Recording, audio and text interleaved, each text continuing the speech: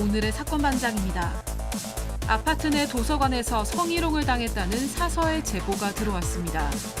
한 남성이 음란 사진과 영상이 켜져 있는 휴대전화를 놓고 갔고 사서가 확인할 때까지 지켜보고 있었다는 주장입니다. 한 드라마 촬영팀이 세계문화유산인 병산서원 만대로에 못질을 하는 모습을 목격했다는 제보가 들어왔습니다. 결국 안동시청이 문화유산 훼손으로 방송사를 경찰에 고발한 가운데 논란은 점점 커지고 있습니다. 뾰로롱! 안녕하십니까. 내일부터 한파가 몰아친다고 하는데 내일 정말 출근길 옷 따숩게 입고 가셨으면 좋겠습니다. 자, 진실 추적자 사건 반장 시작합니다. 가족 여러분, 오랜만에 뵙습니다. 사반으로는 일주일 만에 인사드리네요. 앞으로는 이런 일 없게 하겠다는 약속도 쉽게 드릴 수 없습니다만 그래도 최대한 정상 방송을 할 수 있도록 노력해 보겠습니다. 왜 이렇게 들쑥날쑥이었는지는 이해해 주실 거라 알고 계실 거라 믿습니다. 자, 새해 인사도 못 드렸습니다. 새해 건강 또 건강하시고 댁내 두루 평안하시길 간절히 바라면서 오늘 출연자 소개 올리죠. 백다의 아나운서 박지훈 변호사, 박사인 한국연립사이버대 교수 양지열 변호사 나오셨습니다. 안녕하세요. 안녕하세요. 자, 사진 보여주시죠. 새해 첫날 한라산 일출 사진 보세요. 사반가족 여러분 복 많이 받으십시오 하신 최윤아님, 아유 감사합니다. 자, 많은 분들이 언제나 사반 하나 기다리고 있습니다 하신 양지원님. 자, 요즘 복잡한 시국 사건 반장에서만큼 벗어나고 싶어요 유유 하신 조경민님. 애틀란타 대표 중식당 중국집의 양수미 사장님 생일 축하해요 하신 심정혜님. 자, 사랑하는 아내 김호순 씨, 희준 가희 모두 사랑한다 하신 김연수님. 호주 사는 조카 해리와 제이슨이 8년 만에 한국 왔어요. 좋은 것만 보고 가라고 해주세요 하신 신현우님. 저는 중증 장애인입니다. 사랑하는 아내 김은자 씨가 호떡 장사를 해서 먹고 살아요. 미안하고 사랑한다고 꼭 좀 전해주세요 하신 이원조님. 자, 지난 1일 밤 버스 잘못 타서 을왕리 해수욕장까지 갔던 우리 딸 안전하게 공항까지 태워다 주신 인천 미래교통 111번 기사님 감사해요 하신 서선주님. 인디애나의 임성희님, 충남 논산의 박정혜님, 박지영님, 김민님, 이복자님 모두 사랑합니다. 자, 재미는 물론 의리로 함께 나서 사반 뉴스 750 대한민국과 전 세계 동포 가족 여러분의 시선을 모아서 출발합니다.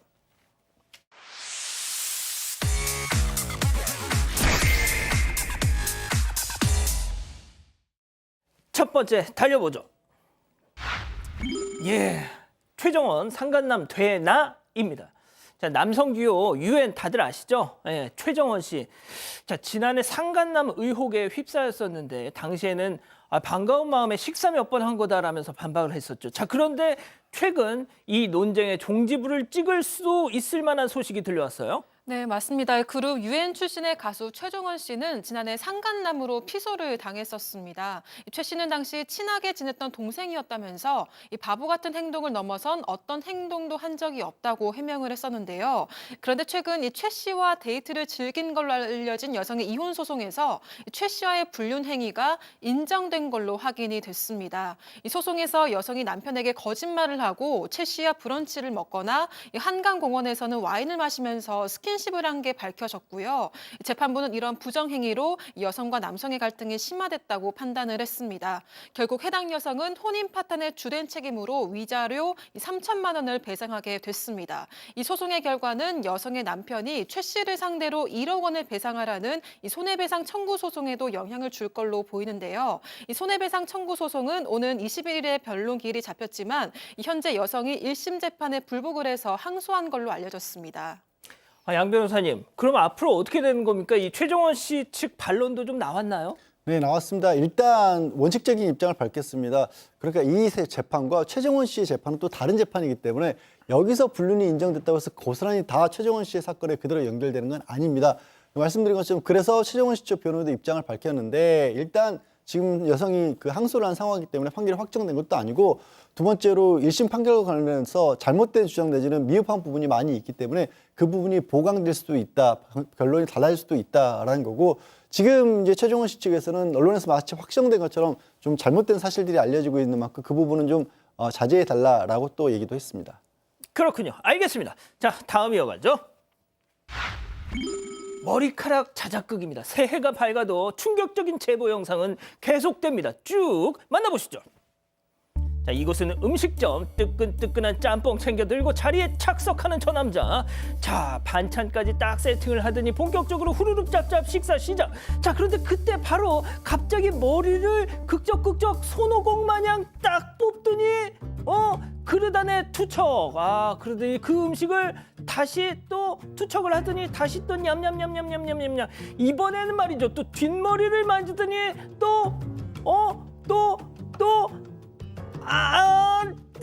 빨리 뽑아! 빨리!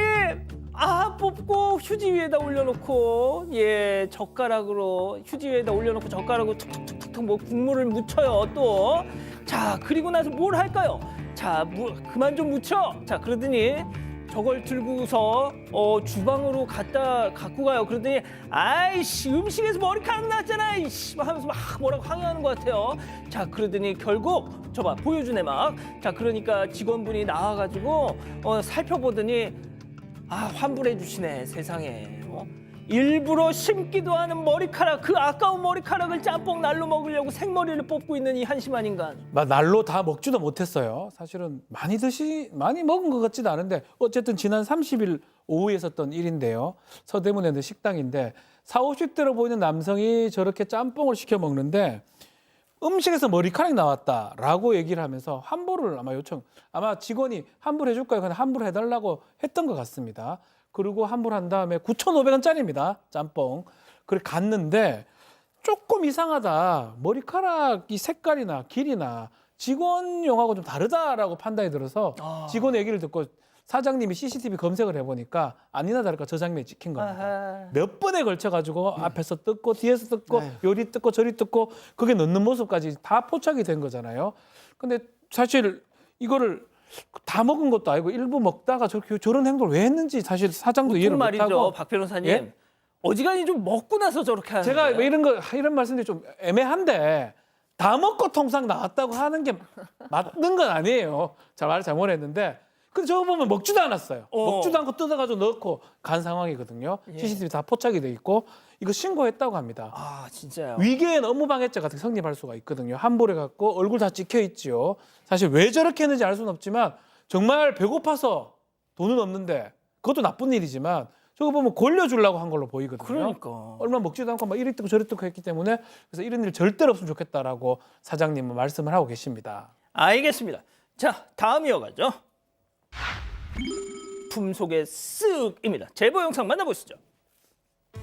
자, 음식 배달 온 기사 뚜벅뚜벅 계단을 올라갑니다. 자, 들고 갔던 저 음식 어딘가에다 놓고 지금 내려왔는데요. 발길을 가나 했는데 발길을 돌려서 현관문 앞에 두동 택배 상자들을 유심히 들여다보는데 어디 보자. 그래 이거 그래 오늘은 너로 정했어. 자, 품속에 그걸 또 쓱 넣었습니다. 심지어 옆집 택배까지 노리나 했는데 아니야 이건 너무 심해 하더니 탁 내려놓고 그냥 살포시 내려놓고 그냥 갑니다. 자, 이 방송 나가면 배달기사 커뮤니티 또 난리 나겠어요. 어물점 망신 꼴뚜기. 아니 저 인간이 다 시킨다고. 자, 이거는 배달기사의 절도 사건입니다. 지난달 24일 날 있었고 사건이고요. 지금처럼 음식을 배달하고 나가다가 내려오는 길에 뭔가를 발견합니다. 그 품목은 뭐냐면 24K 골드 적혀 있는 거예요. 금. 근데 금은 아니에요. 이름이 그런 거예요. 금인 줄 알고 가져간 건데 이름이 그런 만큼 12만 원짜리의 고가의 화장품이었습니다. 이름이 24K 골드였구나. 근데 이제 보니까 24K 골드 이 얼마냐 이 정도 크기면 그래서 가져갔을 가능성이 있고요. CCTV에 그대로 잡혔죠. 그리고 저때 무슨 음식 시켜먹은 사람 누군지 다 파악이 완료가 됐습니다. 아이고야. 그러니까 누군지 알 수 있는 상황이 잡혔네 그럼. 금방 잡지요. 저 뭐 모자 쓰고 하이바 헬멧 쓰고 있다고 하더라도 바로 잡을 수 있는 헬멧. 그런 상황이고 헬멧 쓰고 있더라도 일단은 자보를 붙였다고 하기도 하고요. 경찰에 신고한 상황이고 절도죄가 성립할 수밖에 없습니다. 어우, 잡았네요, 교수님 그럼. 네, 2주가 되었는데 안타깝게도 배달기사 아직도 잡지 못했습니다. 왜? 왜냐하면은 이 배달기사가 속해 있는 배달 플랫폼에 연락을 했어요. 그래서 이런 일이 일어났다라고 얘기했더니 그 플랫폼에서 뭐라고 얘기했냐면 네. 그 배달기사가 잡고 싶은 거면 그 배달기사를 그 집으로 다시 보내주겠다라고 얘기를 한 거예요. 에? 근데 이분께서는 사실 저 배달기사가 그냥 오면 얼굴이 다 특정되고 이런 거니까 보복당할 수도 있고 무섭기 당연하죠. 때문에 네, 당연히 거절을 했습니다. 그랬더니 뭐라고 얘기하냐면 배달기사께서 훔친 적 없다고 합니다. 만약에 그게 뭐 정식으로 항의하고 싶으면 정식으로 공문을 보내세요라고 얘기하셨대요. 하하. 그래서 아니 지금 CCTV도 있다라고 어. 얘기했더니 뭐 보내달라란 얘기도 없고 뭐 한번 뭐 보고 싶다란 얘기도 없이 그냥 뭐 정식으로 공문을 보내서 정식으로 처리하게 달라라는 얘기만 듣고 배달기사 얘기만 들었다고 합니다.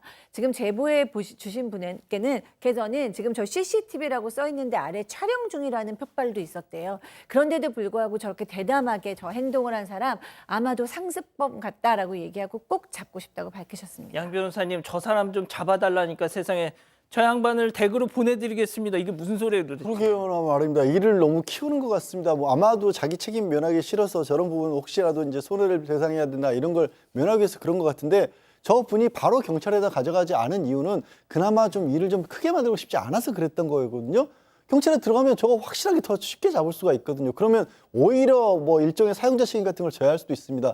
조치를 작게 막을 때 잘못을 인정해야 늘 피해가 최소화됩니다. 그러니까요. 좋습니다. 자, 다음 이어가죠. 먹고 마시고 즐기더니 점점점. 자, 제보 영상 만나보시죠. 손님으로 바글바글 하는 저 가게 안 남성들이 회를 앞에 두고 캬 하면서 수다 산매경을 막 하죠. 자, 잠시 후 다 먹은 건지 일어나서 외출을 입는데요. 자, 남은 일행들도 옷을 챙기더니 갈 준비를 합니다. 자, 다음에 어디로 갈까요? 자, 계산대 앞에 서서 웃기만 하더니 일행과 함께 손 붙잡고 인사를 하죠. 직원을 기다리는 줄 알았는데 눈치를 보더니 스리슬쩍 고고. 예. 자, 저 보세요. 저 계산대 맞은편에 먹튀 금지 경고문이 붙여 있습니다. 경고문. 아, 잠깐 지나가. 저기 있네. 먹튀 금지. 세상에 저런 걸 붙여놨는데 진짜 왜 저러고 사니? 그러게나 말입니다. 이 영상 지난달 21일 서울 영등포구 한 횟집에서 찍힌 영상이고요. 처음에는 뭐 한 5명이 있었는데 나중에 2명이 먼저 나가고 3명만 남아있는 영상부터 보신 건데 남성 5명이서 좋은 것도 시켜 드셨어요. 방어 세트하고 소주 5병까지 시켜서 먹었던 겁니다. 아니 그럼 기분 좋게 먹었으면 계산을 하고 가야 되는데 보신 것처럼 계산대 앞에 3명이 서가지고 뭐뭐 하다가 사람이 많으니까 직원이 바로 가지 못했던 모양입니다. 그래서 그냥 웃으면서 나가버린 거예요. 사장님 처음에는 아유 이 흡연실을 어떻게 하든지 해야지 담배 피러 나간 줄 알았는데 기다렸으나 돌아오지 않았던 거고요. 피해액은 약 16만 원 경찰에 신고한 상황이고 이 사람들 또 먹튀 다른 곳에서 살 것 같아서 제보했다고 하십니다. 자, 먹튀 금지 밑에는 민자 금지인데 뭐 미성년자를 이르는 약간 좀 그런 표현이죠. 자, 교수님. 진짜 저희가 그동안 특보하고 막 이러면서 방송을 제대로 못했잖아요. 네. 먹튀 제보가 한 달치가 쌓여 있어 지금. 네, 저 정말 제 주변에도 보면 먹튀 당했다는 분들이 꽤 되시더라고요. 저희가 이렇게 열심히 먹튀 방송을 했는데도 나아지지 않는다 그러니까 저는 정말 좀 이제 절망스러운 느낌도 드는데 그래도 더 열심히 먹튀 방송을 해서 우리 자영업자 분들에게 힘을 드려야겠죠. 그러니까 말이죠. 좋습니다. 자, 마지막 사연으로 가볼게요. 남편의 과격한 훈육입니다. 자, 집단 지성의 판단을 받아보고 싶으시다면서 제보해 주신 사연 함께 들어보시죠. 안녕하세요. 과격하게 훈육하는 남편 때문에 걱정인 30대 여성입니다. 저희는 결혼 8년차 부부고 연년생인 2아이를 키우고 있어요. 그런데 남편이 너무 과하게 훈육을 해서 아이들이 걱정됩니다. 아이들이 서너 살이었을 때 남편이 욕실에서 씻기다가 엎드려 뻗쳐를 시키더라고요. 또 유치원 숙제를 도와주다가 글씨를 공책선에 맞춰서 안 썼다고 버럭 화를 낸 적도 있었습니다. 이 문제로 저랑 몇 번 다퉜지만 그때만 사과를 하고 행동은 나아지지 않았어요. 아이가 밥을 잘 안 먹어서 어쩔 수 없이 휴대전화로 만화를 보여줬을 때는 자기랑 있을 때는 안 보여줘도 잘 먹는다고 화를 내더라고요. 실제로 아이들이 제 앞에서는 반찬 투정도 잘하는데 남편 앞에서는 무서워서 밥을 잘 먹습니다. 최근에는 아이가 실수로 남의 차에 흠집을 냈거든요. 그런데 남편이 어떻게 보상해 주냐면서 전전긍긍하더니 아이에게 위협적으로 손을 들면서 소리를 지르는 거예요. 이 일은 절대 용납할 수가 없어서 대판 싸웠습니다. 남편은 또다시 잘못했다면서 용서를 구했지만 정말 이번에는 좀처럼 마음이 잘 풀리지 않아요. 아이들을 생각해서라도 이혼을 해야 될까요? 아니면 좀 개선을 시키기 위해서 노력하면 되는 걸까요? 그러시군요. 자, 기다리고 기다리셨던 부처 핸즈업타임 유튜브 JTBC 뉴스 채널 사건반장 독립 채널에서 9천여 분의 우리 가족 여러분들 함께하고 계신데요. 채팅창에 OX로 함께 참여해 보시죠. 먼저 남편입니다. 뭐? 과격? 그래서 이혼? 참. 아빠 무서워서 반찬 투정 않고 밥 잘 먹는 게 문제냐? 야, 아빠는 원래 좀 무서워야 돼. 당신이 맨날 이렇게 오냐오냐 하니까 지열이 자식이 저렇게 천방지축으로 크는 거 아니야? 나라도 악역을 해야지. 어떻게 부모가 둘 다 자식 놈한테 끌려다녀? 야, 우리도 옛날에 다 그 정도는 하고 자랐어, 동그라미.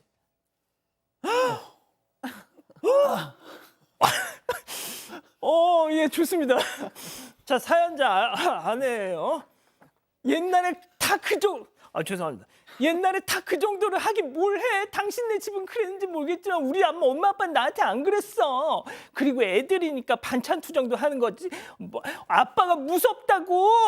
먹기 싫은 밥 꾸역꾸역 입에 먹는 거 어딜 봐서 정상이야 이거. 남이 보면 학대야 학대. 제발 세상 바뀐 것 좀 알고 살자. 박지윤 씨 X. 오늘 좀 의외인데. 자, 양 변호사님. 일단 저기 앵커께서 설명을 하실 때 바로 이혼하자고 해서 이혼하는 거에 반대하는 의미에서 동그라미를 들었던 겁니다. 기회를 한 번은 더 줄 필요가 있을 것 같아서 지금 이 아내분이 바로 이혼을 하기 전에 한 번 정도는 외부의 절차를 좀 거쳤으면 좋겠습니다.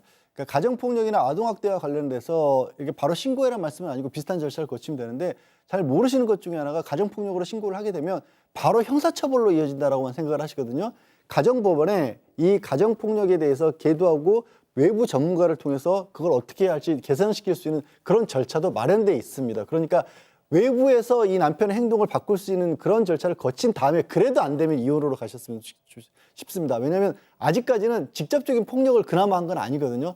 한 번 정도는 기회를 주실 필요는 있을 것 같아서 저는 이제 동그라미를 든 겁니다. 그렇군요, 교수님. 네, 저는 뭐 이혼을 떠나서도 이 케이스에 상당히 갸우뚱하게 되는 케이스입니다.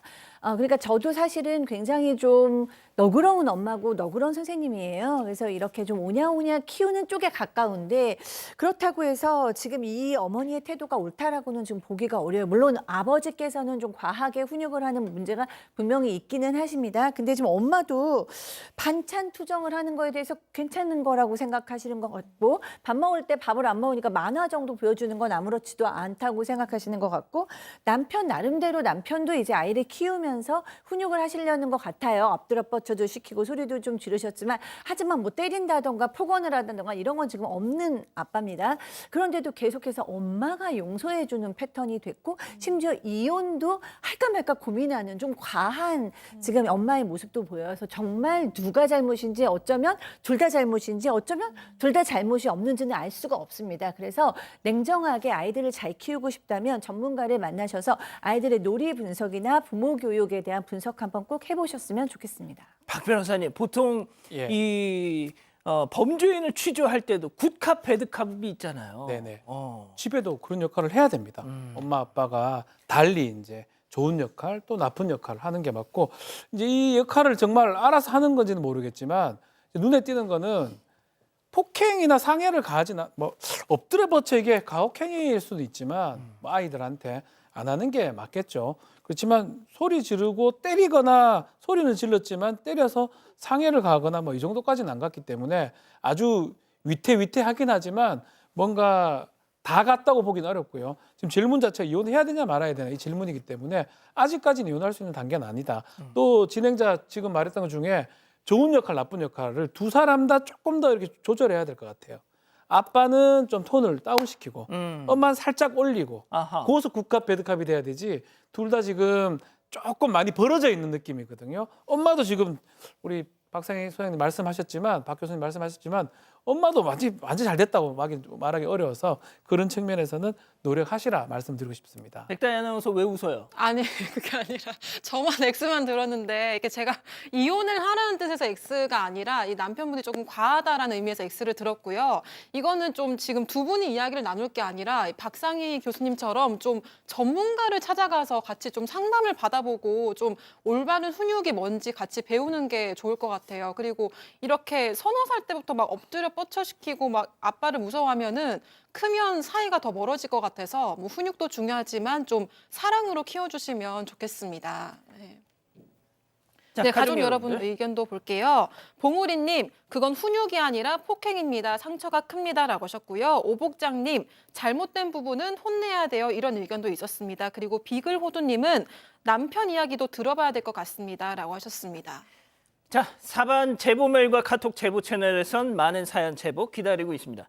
오늘 본방 끝나고 간만에 유튜브 라방 사반 후반 달려봅니다. 자, 대구의 배은숙님 보고 계신가요? 어제가 고인이 된 남편의 일주기였다고 하십니다. 이 주말 부부로 지내왔는데 혼자 이 숙소에 있다가 급성 심근경색으로 쓰러져 임종도 지키지 못하셨대요.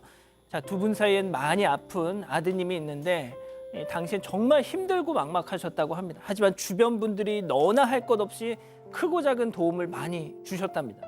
사반 통해서 감사 말씀 전하고 싶다고 하셨어요. 저 배은숙 그리고 우리 아들 여러분 덕에 버틸 수 있었습니다. 쓰러지지 않겠습니다. 감사해요. 하셨네요.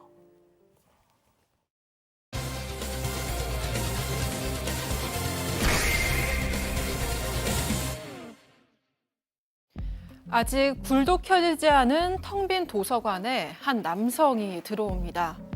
그런데 책 읽을 생각은 안 하고 이 카운터에 뭔가를 올려다 놓더니 유심히 들여다보는데요. 잠시 후 직원이 출근하자 바로 도서관을 나갑니다. 그런데 이 남성, 무슨 일인지 계속 밖을 서성이는데요. 문 쪽을 향해 조심스레 걸어가더니 도서관 안을 들여다보기까지 합니다. 이 남성의 수상한 행각, 대체 왜 그랬던 걸까요? 자, 박 변호사님, 예. 요즘 새로 지어진 아파트들 그 커뮤니티에 보면 도서관이 있잖아요. 다 있죠. 거기서 벌어진 사건입니다. 자, 지난해 7월부터 구로구에 있는 한 아파트의 도서관이 이제 단지 내 도서관인데 이 제보하신 분은 계약직 사서로 여기서 일을 했습니다. 해당 아파트 도서관에 이제 입주민들이 자유롭게 왔다 갔다 하는데 지난해 11월 5일입니다. 어느 날 일을 하고 있는데 데스크에 휴대전화 하나가 있는 것을 발견을 했어요. 그걸 보고 있었는데 요 도서관은 입주민 대부분 왔다 갔다 합니다. 여자들도 왔다 갔다 하고 아이들도 왔다 갔다 하고 심지어 2층에는 키즈 카페도 있는 상황인데 어허. 이 제보자 입장에서는 독서실을 아마 이용하는 사람이 놓고 간 거 아니냐 이렇게 생각해서 처음에는 건드리지 않고 내버려 뒀다고 하고요. 업무 보는 도중에도 계속 그 자리에 있었고 찾아가는 사람은 없었다고 합니다. 자, 안내 데스크 위에 저렇게 못 보던 휴대폰이 있으니까 이거 누가 놓고 갔나 보다 해서 그걸 챙겨 놓으셨대요. 잘 보관해 놨다가 오면은 돌려줘야지. 자, 그렇게 아무 생각 없이 확인했던 이 휴대전화에서 그만 이상한 걸 보셨다는 건데요. 직접 들어보시죠. 출근하자마자 그 안내데스크 위에 휴대폰이 놓여져 있는 걸 보긴 했는데요. 저는 그게 독서실 이용자분이 두고 가신 거라고 생각을 해서 그냥 건드리지 않고 그냥 내버려 두었는데 9시 반까지 기다려봤는데도 계속해서 그 휴대폰을 가져가는 사람이 없는 거예요. 보관해주려고 그 휴대폰을 봤는데 거기에 사진이랑 영상이랑 이런 것들이 있었던 거죠. 너무 놀라고 당황스럽기도 하고. 자, 놓고 간 휴대전화 겠거니 싶어서 보관을 하려고 딱 봤는데 거기 음란 사진과 영상이 있었다. 그러니까 지금 누가 이제 잃어버릴 수도 있으니까 대신 보관해 줘야겠다라고 생각해서 휴대전화를 들었는데 사진을 보자마자 보니까 거기에 음란한 사진과 영상 14개가 올라와 있었다라는 것에 노출이 되는데 문제가 하나 있습니다. 지금 잠금화면이라고 얘기를 하셨잖아요. 보통 그렇게 생각하실 것 같아요. 휴대전화를 30분이나 놔두고 있으면 당연히 잠금화면이 바뀌어야 되는데 그렇지가 않고 사진첩이 그냥 켜져 있는 상태로 저렇게 놓여 있었던 겁니다. 희한하잖아요. 어쨌든 다른 사람이 실수로 두고 갈 수도 있기 때문에 일단 저게 또 혹시 모르잖아요. 저런 영상들이 뭐 범죄에 의해서 찍힌 걸 수도 있으니까 이분이 그 영상 자체를 사진첩으로 그대로 촬영을 하고 다시 있던 자리에 놓았다라고 하는데 잠시 후에 다른 입주민이 이렇게 뭐 도서관에 일을 보려고 들어왔는데 그 뒤를 젊은 남자가 따라와서 그 휴대전화를 가져갔다고 합니다. 자, 지금 어떤 남성이 들어오는데요. 그걸 가져갑니다. 아하. 자, 아무튼 실수였겠지. 뭐 이 잠금 패턴 같은 거를 깜빡하고 안 걸어놨던 거겠지 생각했는데 그런 바람이 무색하게도 다음 날 또 도서관에 그 휴대폰이 그 자리에 놓여 있더라. 네, 맞습니다. 다음 날인 11월 6일에도 이 제보자는 비슷한 시간대에 출근을 해서 업무를 보기 시작을 했습니다. 이 도서관 안을 돌아다니면서 책상을 정리하고 있었는데요. 그런데 이 책상 위에서 이 문제의 휴대전화를 다시 발견을 한 겁니다. 게다가 똑같이 어제 목격한 사진과 영상이 켜져 있었습니다. 이 제보자는 증거를 찍고 당장 도망을 치고 싶었다고 하는데요. 하지만 태어난 척해야 이 가해자가 돌아올 것 같아서 좀 잠시 일하는 척을 했다고 합니다. 그리고 직원만 출입할 수 있는 공간에 들어가서 경찰에 신고를 했고 이 휴대전화 주인인 20대 남성은 도서관을 드나들다가 붙잡혔습니다. 남성은 해당 아파트에 살고 있는 입주민이었는데요. 도서관에 자주 오는 사람도 아니어서 일면식도 없었다고 합니다. 이 제보자는 남성의 휴대전화를 포렌식하기를 원했지만 경찰은 휴대전화 사진 등을 영상으로만 찍어두고 조사하고 나서 집으로 그냥 돌려보냈다고 합니다. 자, 한 번은 실수를 할 수 있겠지만 두 번이 되면 그건 고의일 가능성이 높겠죠. 결국 이 제보자는 저 남성은 애초부터 나를 타깃으로 삼았던 것 같다 이렇게 생각을 하십니다. 체크포인트 짚어보죠. 까치발이 뭘까요, 교수님? 네, 이 남성이 한마디로 이제 이 위에 도서관 문 위에서 까치발로 이 여성이 뭐를 하나를 보고 있었다는 거예요. 그러니까 이 남성은 이 도서관이 오픈하기 전부터 이 아파트에 들었습니다. 지금 보면 이렇게 까치발로 저 여자가 이제 뭘 하나 이렇게 보고 있잖아요. 그러니까 아동들도 본인이 있고, 네. 자기가 그 이상한 사진이 찍힌 휴대폰을 거기다 떡밥 마냥 던져놨어요. 네. 그래놓고 저 여성이 피해자가 어떻게 반응하나 지금 까치발로 보고 있습니다. 보고 있는 겁니다. 저는 그래서 저 영상을 보면서 이 남성 성도착증 중에 노출증으로 봐야 되지 않을까라는 생각이 들어요. 그러니까 직접 노출을 하진 않았지만 본인이 노출한 사진을 여성이 보고 노출증 환자들이 원하는 건 여성의 반응이거든요. 그 노출한 모습을 보고 깍 소리를 지른다던가 어쩔 줄 모른다던가 무서워한다던가 뭐 이런 반응을 보면서 본인이 어떤 심리적 만족이나 성적 만족을 얻는 건데 이 남성도 그 여성의 반응이 보고 싶었던 것이 아닌가 하는 생각이 들어서 일단 노출증으로 봐야 하는 것이 아닌가 하는 생각이 들고요. 또 근데 이 남성 더 걱정스러운 것은 지금 이 일이 있기 전날 그 당일날과 전날에도 여자 화장실도 수차례 드나들었다는 거예요. 그렇다면 여자 화장실에서 어떤 범죄가 일어날 수도 있고 아니면 이제 나아가서 관응증적인 증상도 일어날 수 있고 어쨌든 성도착적인 증상이 있다라고 봐야 되지 않을까 싶습니다. 그러니까 이른바 바바리맨이라고 불리는 그 노출증 환자들의 심리와 비슷했다 뭐 이런 말씀인 것 같은데요. 저 도서관에는 일하는 직원이 제보자 한 명뿐이었답니다. 해당 입주민과는 또 언제라도 마주칠 수 있는 상황이어서 한동안 가족까지 대동을 하고 출퇴근을 하셨대요. 자, 그런데 최근에 앞서 그 남자에 대한 황당한 근황이 들려왔답니다. 얘기 더 들어보시죠.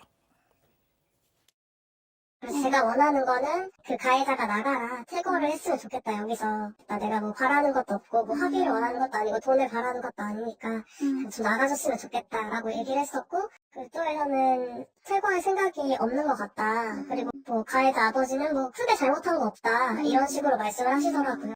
12월 말인가? 이때 했다고 하더라고요. 군대 갔어요? 네, 군대에 갔다라고 합니다. 일단 처음에 이제 경찰에서는 저 여자 화장실에 드나든 것만 문제를 삼고 이 뭔가 노출된 영상이나 사진 같은 걸 보여준 부분에 대해서는 아예 문제 삼지는 않았다라고 합니다. 하지만 그래서 결국엔 제보자가 직접 변호사를 선임을 해서 음화 반포죄로 이제 추가 고소를 하기에 이르렀고 검찰에 수사를 들어가는데 나중에 확인해 보니까 지난해 12월에 이제 영장이 나왔고 군대에 입대한 걸로 지금 보인다라고 합니다. 다만 군에 입대하더라도 민간인일 때 저지른 범죄이기 때문에 여전히 현재 바깥에 이제 검찰의 수사권을 가지고 있는 상황이긴 합니다. 하지만 이게 어떻게 될지는 뭐 짐작하기 좀 어려운 그런 상황이기도 하고요. 일단 들으신 것처럼 이 제보자분은 제발 이 집에서 좀 그 아파트에서 나가줬으면 퇴거해줬으면 하는 바람을 가졌지만 그럴 생각이 없다라는 게 가해자 측의 입장으로 전해졌고 또 경찰에 이 가해자의 아버지가 출석해서 크게 잘못한 것은 없지 않느냐 이런 입장을 취했다라고 전해 들었다고 합니다. 음화, 반포, 음란한 문서, 도화, 필름 이런 기타 물건을 반포 판매 또는 임대하거나 전시하는 그런 자에 대한 처벌 규정인 건데 자 그런데 이 관리사무소 측에서는 쉬쉬하기 바빴다 교수님. 네, 그렇습니다. 이제 관리사무소 관계자가 제보자를 찾아왔어요. 그래서 맨 처음에는 피해자 마음이 가장 중요하다라면서 이제 위로를 해줬는데 이어서 하는 얘기가 이 문제를 좀 이슈화하지 않았으면 좋겠다라고 얘기를 했습니다. 아무래도 아파트에 뭐 타격이 갈까 하는 마음에서 그러셨지 않았을까라는 좀 뭐 생각은 듭니다. 그리고 이제 원래 이 피해자께서 이제 계속해서 연장을 해서 1년 정도는 여기서 근무하기로 예정이 되어 있었대요. 그런데 갑작스럽게 계약 만료 통보를 받았다고 합니다. 그래서 아파트 도서관 사설을 그만두게 됐는데 이번 사건이 어떤 영향을 끼친 건 아닌지 의심이 된다라고 얘기를 하셨어요.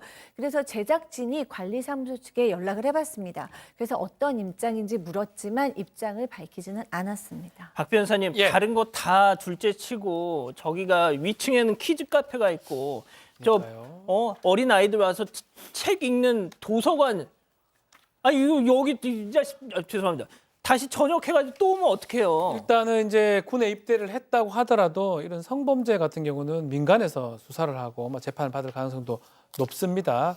이 법이 좀 바뀌어가지고 아마 이 사람 지금 화장실 출입했던 부분 CCTV에 포착이 됐지 않습니까? 이것도 다른 목적의 어떤 주거 침입죄가 성립할 여지가 있기 때문에 요거 포함해서 또 음화, 반포죄 등 같이 좀 조사를 해야 될 것 같고 나중에 제대를 하거나 전역을 하면 여기 옵니다. 오기 때문에 휴가도 나올 거 아니에요? 휴가도 나오고요. 또 조사받는데 일반 검찰이나 경찰 조사받기 때문에 또 나올 가능성이 있기 때문에 조금 요거는 좀 조치를 좀 잘해야 되는 거 아니냐 이 생각이 좀 들고 입주민들도 그런 것 좀 두려워하고 있다고 합니다. 그러니까요.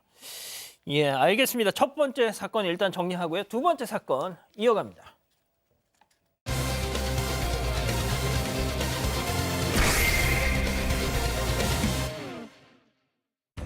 한 드라마 촬영팀이 세계문화유산인 병산서원 만대로에 못질을 하는 모습을 목격했다는 제보가 들어왔습니다.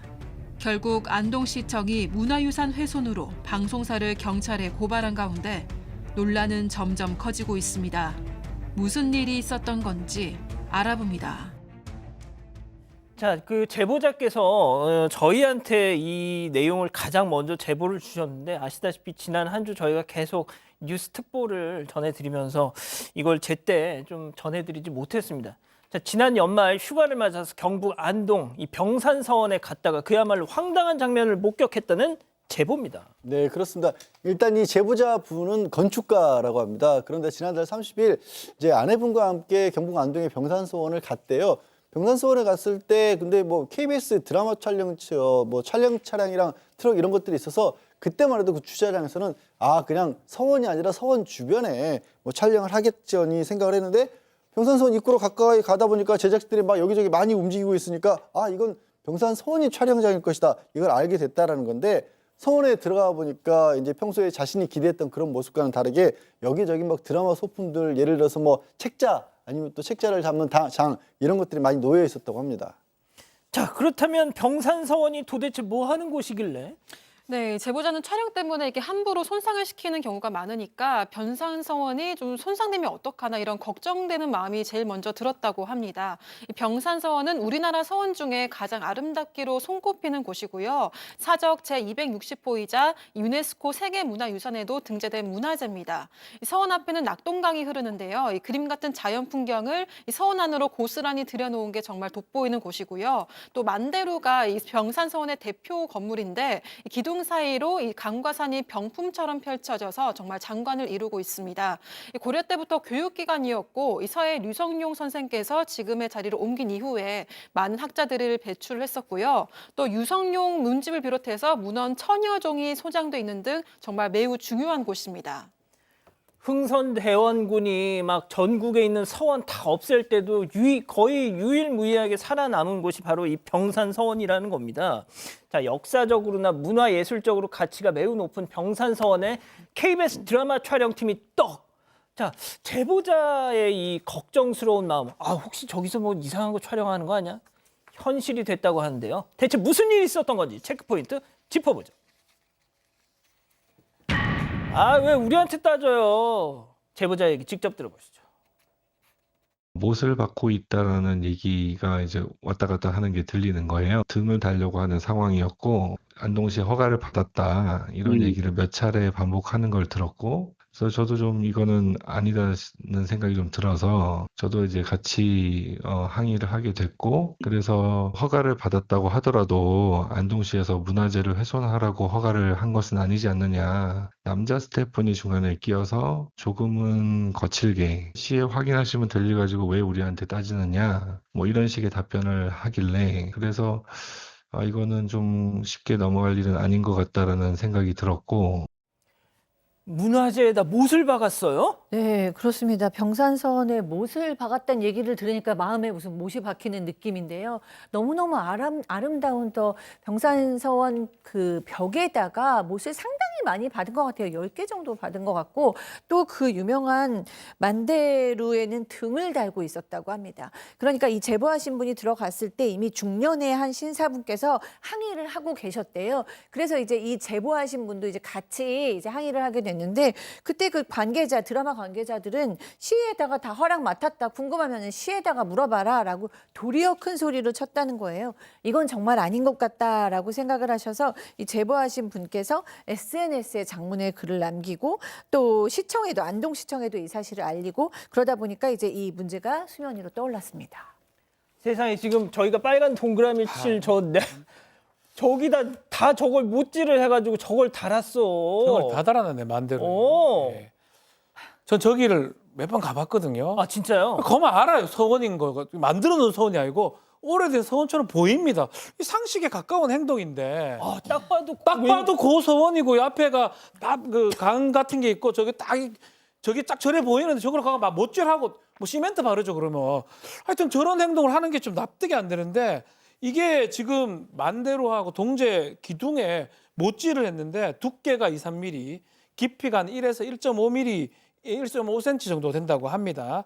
근데 KBS는 자꾸 그런 얘기를 합니다. 예. 촬영 허가를. 구멍 뚫렸어. 아, 제 마음이 뚫린 것 같습니다. 소품을 설치하는 과정에서 어쩔 수 없다. 그렇지만 항의를 받았으니까 그거는 좀 송구스럽다라고 얘기를 하고, 안동에서 당연히 그런 얘기를 하죠. 예. 촬영 허가를 했지만 문화재다, 못 다 박으세요, 깔끔하게 다 박으세요. 누가 그렇게 하겠습니까? 그래서 이 훼손행위 당연히 금한다고 명시했다라고 하고 있고, 10군데 이상의 못을 박았다고 합니다. 일단은 KBS 측을 상대로 안동시청 등에서 고발을 한 상황이고요. 요것 좀 조사를 좀 하고, 나중에 일단 KBS는 이 훼손된 거를 복구하는 데는 적극 협조하겠다고 밝힌 상황입니다.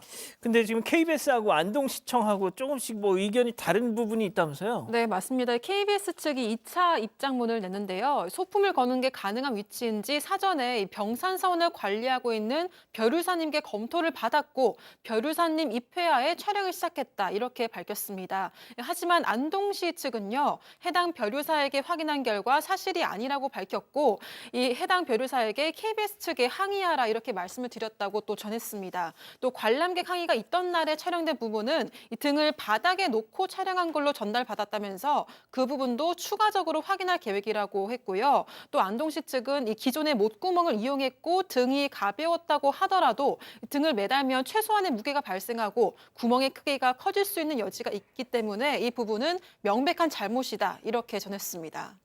별유사 입회하에 촬영을 했다. 이게 이제 KBS의 주장인데, 자, 저는 진짜 이번 이 사건이 정말 이 가슴을 쓸어내리는 것이, 이 제보하신 분, 이걸 맨 처음 목격하신 분이 건축사, 이걸 알고 계셨기에 망정이지. 그냥 저처럼 약간 진짜 아무것도 모르는 사람이 와, 여기 연예인 누가 왔을까? 막 이러기만 했더라면 이거는 이렇게 공론화가 안 됐을 거란 말이죠. 자, 그런데 제보자분 역시도 이게 기존에 있던 못자국이었다고 해도 문화재에 대해서 이 촬영팀 너무너무 무지하고 안일했던 거 아니냐, 이런 지적을 하시더라고요. 들어보시죠.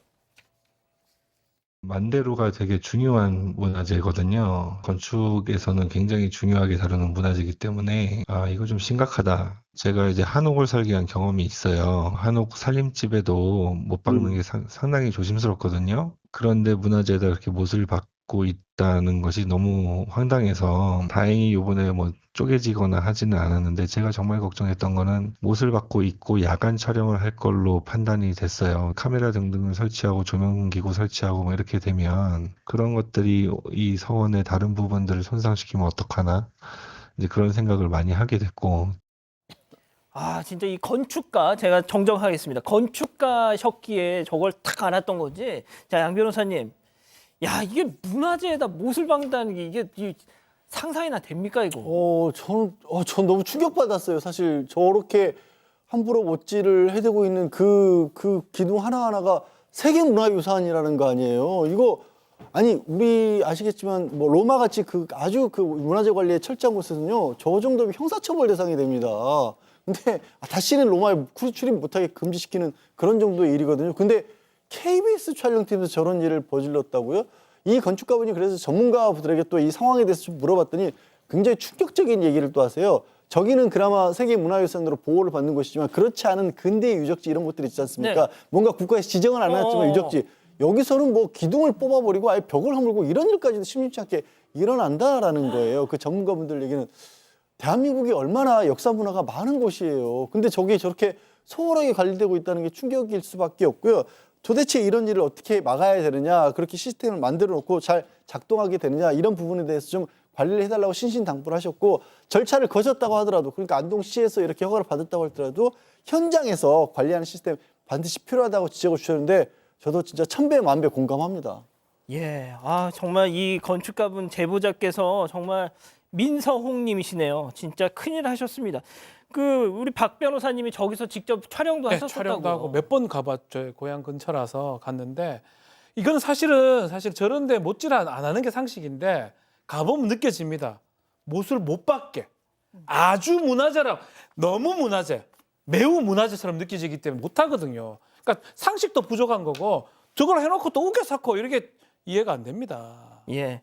이게 지금 뭐 드라마 제목도 다 나왔죠. 뭐 남주의 첫날 밤을 가져버렸다. 지금 크게 또 막 논란에 좀 시달리고 있던데요. 알겠습니다. 자, 두 번째 정리하고요. 별별 상담소 이어갑니다.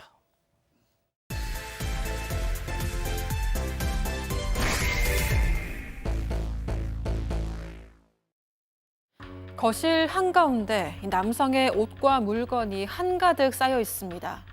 여성은 가위를 들고 그 옷들을 하나하나 잘라내는데요. 남성이 화를 내며 소리쳐도 여성은 멈추지 않습니다. 대체 이 부부에겐 무슨 일이 있었던 걸까요? 자, 오늘 사연은요. 이 남편의 누나분께서 제 남동생 좀 살려주세요 하면서 제보를 주셨어요. 네, 일단 제보자인 남편의 누나분은 50대 여성이시고요. 남동생은 40대입니다. 그런데 이 남동생이 굉장히 유복한 집안의 아내를 만나서 결혼을 했다라는 겁니다. 문제는 그 돈이 없었다라는 이유로 굉장히 처음 결혼 전부터 많이 무시를 당했다라는 겁니다. 뭐 거지나 다름이 없다라든가 고아나 다름이 없다라든가 도대체 니네 집에서는 해주는 게 뭐냐 그런 식으로 평생 발목이 잡혀 살고 있다라는 겁니다. 계속해서 시간은 결혼 전부터 무시를 했다라는 거고요. 어느 정도 상황이냐면 그 홀씨 아버지 시누이 2명인데 하필이면 이제 결혼식 당일날 지금 보시는 것처럼 시누이가 뭐 이렇게 뒤치다끌을 좀 해주다가 갑자기 몸이 좀 안 좋아서 신부 대기실에서 저렇게 쓰러졌답니다. 그런데 사람 많으니까 여기서 나가라라고 결혼식 당일날도 붙어도 그런 일을 겪었다라고 합니다. 자, 처가가 부잣집이니까 남편한테 이 아내라는 사람이 야, 니네 집에서 해준 게 뭐야? 넌 고아나 다름없어. 자, 남성은 내가 그래도 우리 와이프한테 잘하면 마음이 좀 풀리겠지 했는데 현실은 달랐다고요. 네, 가장 큰 문제는 아내가 알코올 중독이었습니다. 이제 아내는 걸핏하면 술에 취해서 어떻게 아들 장가 보내는데 이런 한 푼 안 보내주냐 이렇게 시가 식구들을 욕을 했고요. 남성이 그만하라고 말리면 돈도 없는데 왜 큰 소리 치냐 이렇게 좀 무시하듯이 이야기를 했다고 합니다. 하지만 남성은 화물차 운전 일을 하면서 정말 열심히 살았다고 하는데요. 하지만 그럼에도 이 아내는 술에 취해서 남편이 운전하고 있는데도 1시간마다 계속해서 전화를 해서 술주정을 부렸다고 해요. 급기야 이 당시 첫째 아들도 어렸는데 완전히 방치를 한 상태였고 아이가 계속 울어서 이웃이 이제 아동학대 신고까지 했던 적도 있었다고 합니다. 결국 집으로 경찰이 출동했습니다. 남성은 누나에게 SOS를 쳤어요. 그래서 이제 동생 집에 가봤죠. 가보니까 아니나 다를까 옳게 술 좋아한다 그러죠. 예. 술에 취해 잠들어 있고 아이고. 저 모습 그대로입니다. 조카는 더러운 기저귀 차고 울고 있었고 어떡해. 그래서 조카 씻어주면서 술 좀 깨라고 해장국도 끓여줬다고 합니다. 그러면서 아이 좀 잘 돌보라고 얘기를 하니까 그때 술에서 덜 깬 올케가 격분을 해서 신우에 달려들었다고 하고요. 그래서 안경다리도 부러졌다고 합니다. 그 이후에 오해가 좀 풀려고 찾아가려고 해도 오히려 문전박대를 당했다고 합니다. 이러면 이 아내라는 사람은 남편한테 너 니네 집 식구들이랑 절대 만나지 마 막 이랬을 것 같은데요. 네, 그래서 이제 만나지 말라고 협박을 해서 정말로 잘 못 만났어요. 근데 이제 문제는 아버지께서 요양병원을 들어가셨습니다. 그런데도 둘째 딸을 그 사이에 낳았는데 둘째 딸은 한 번도 보여주지를 않았다는 거예요. 그리고 요양병원 뭐 당연히 한 번도 가지 않았습니다. 그런데 이제 이 아들이 생각했을 때 너무 이제 죄송하니까 어느 날 내가 욕을 먹어도 할 수 없다라고 생각을 하고 아이들을 데려가서 병원에 가서 아버지를 이제 아이들을 보여줬어요. 그런데 그러고 나서 며칠 후에 돌아가셨다고 합니다. 그러니까 안 보여줬으면 얼마나 정말 한이 됐겠어요. 그런데 이 아내 시아버지의 장례식도 가지를 않았다고 합니다. 네, 너무 이제 심하죠. 근데 이 남편 같은 경우에는 이 형제들한테 너무 미안해서 또 형제들한테도 연락을 못하는 상황이 되었습니다. 자, 그래서 어떻게 됐어요? 네, 그런데 이제 어느 날 남성이 식당에서 밥을 먹다가 심근경색으로 쓰러진 거예요. 근데 천만다행히 정말 바로 병원에서 이렇게 치료를 받아서 후유증 없이 잘 지내게 됐습니다. 그런데 이때도 아내는 남편에게 일하기 싫어서 쇼하는 거 아니냐 이런 막말을 퍼부었다고 하고요. 결국 남성은 나 정말 도저히 못 살겠다라는 결론을 내리고 이제 몇 년 만에 누나와 여동생에게 연락을 했다고 합니다. 다행히 형제들은 다시 예전처럼 잘 지냈다고 하는데요. 그러다 남성이 최근 누나가 이 가게를 열었다는 소식을 듣고 미니 화분을 선물을 했다고 합니다. 그게 38,000원이었는데 아내가 이걸 알게 된 거예요. 그래서 이제 어디에 쓴 거냐 이렇게 격분을 하기 시작을 했습니다. 누나의 가게 개업 선물로 38,000원짜리 미니 화분을 샀다가 걸렸다.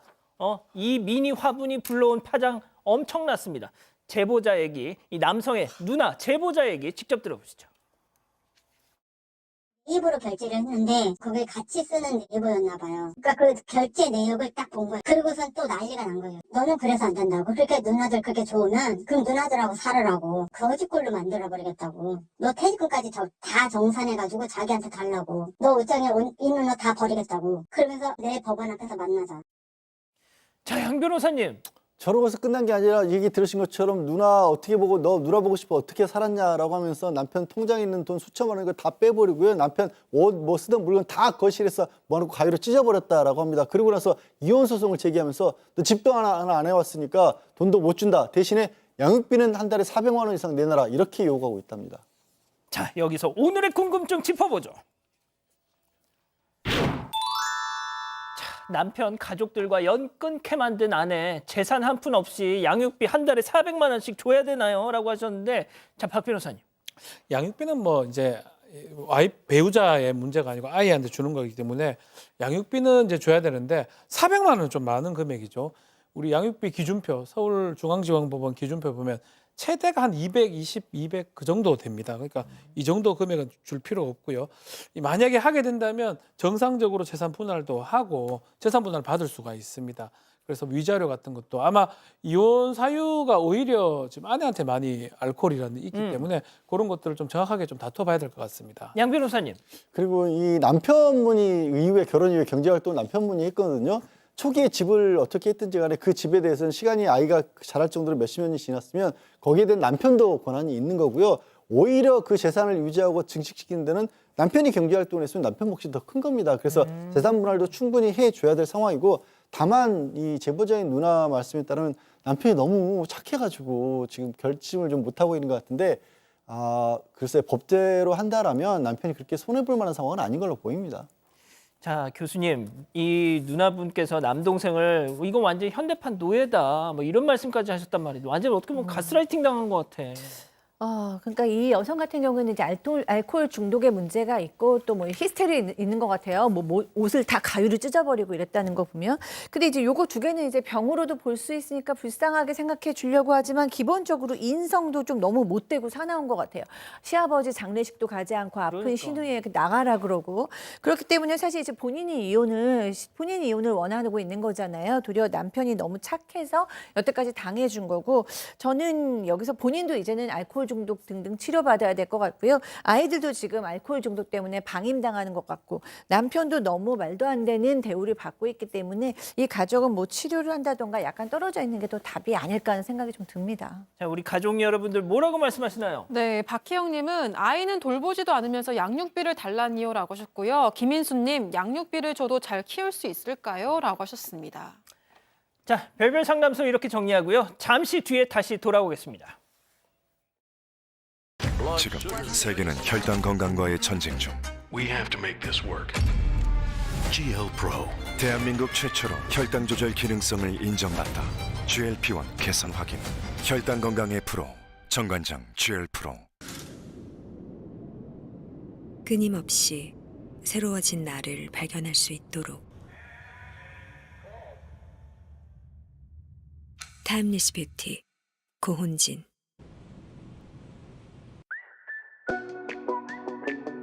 오래된 세탁기안 상상해봤어요?